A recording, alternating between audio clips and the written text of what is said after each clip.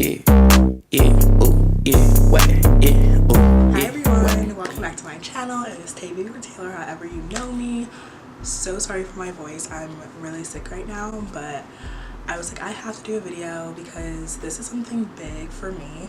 And also haven't been uploading in a minute. It's just been crazy coming back this semester and I'm in classes all day long. But I'm back because I have worked New York Fashion Week.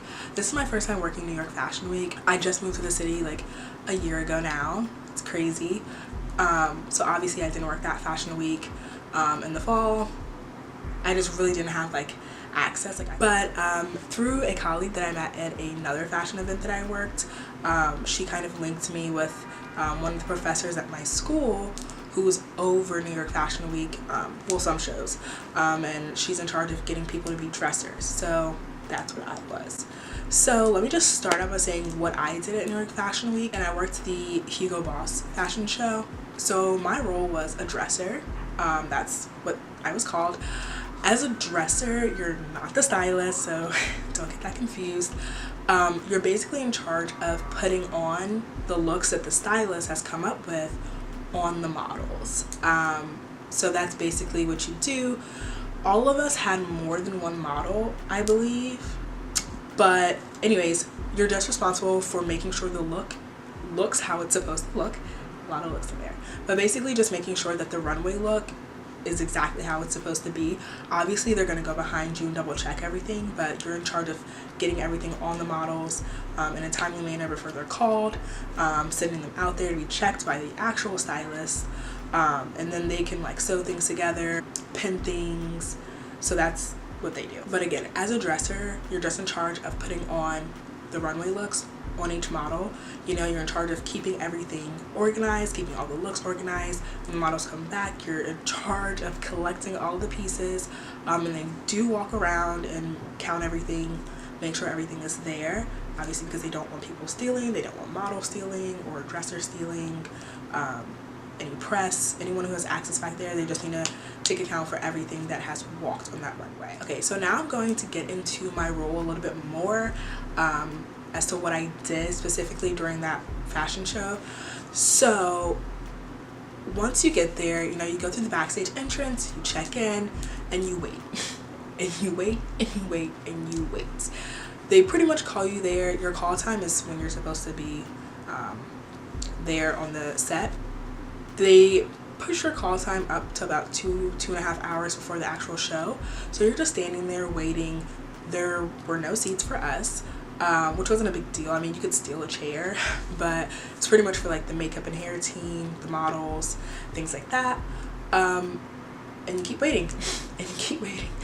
They did have food there for us, obviously, but I had already eaten before I came there, so it was really just like me talking to colleagues, you know, taking pictures, walking around, but they kind of want you to stay in that one area.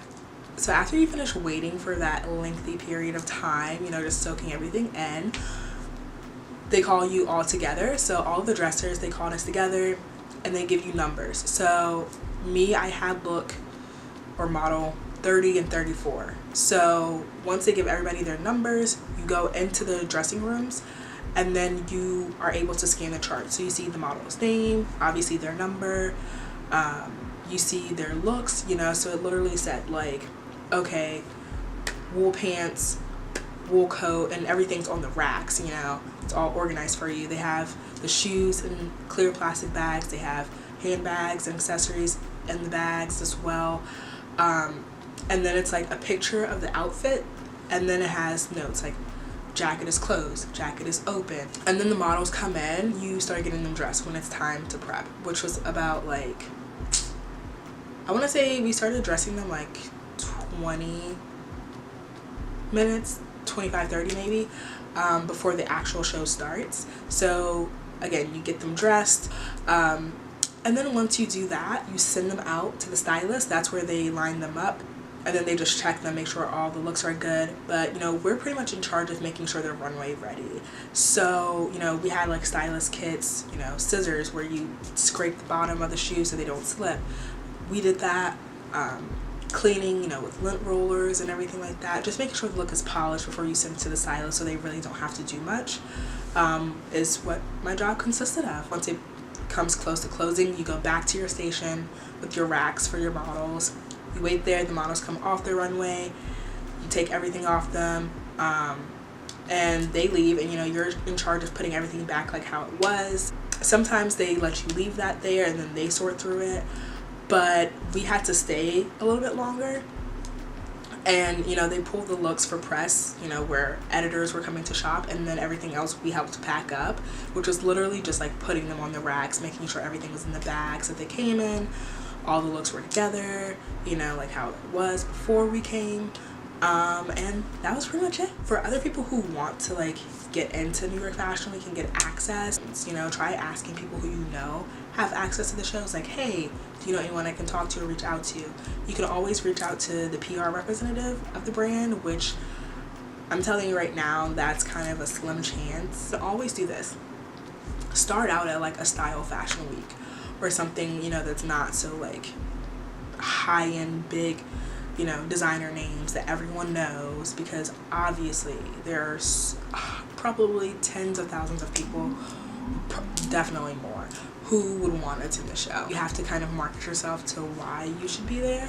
So, you know, if you start covering other shows and you build your following and you build your blog or your vlog or your Instagram, whatever, and people are already coming to you for that, you could always pitch yourself to the PR representative or agency. My suggestion would be just to kind of make connections, network, again, ask people who you know, and again, shoot those companies emails. Oh yeah, and the looks. So I had two looks. One look was these thigh-high boots, and they were so tricky. Like, they were high up thigh-high boots, but they had a waistband that you had to like snap.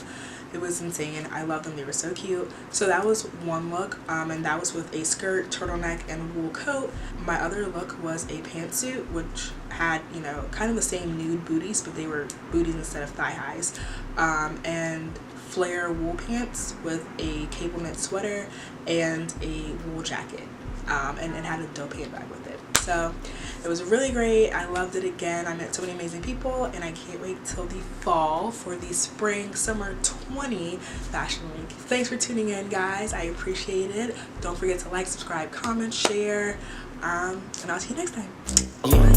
Yeah. Start. What?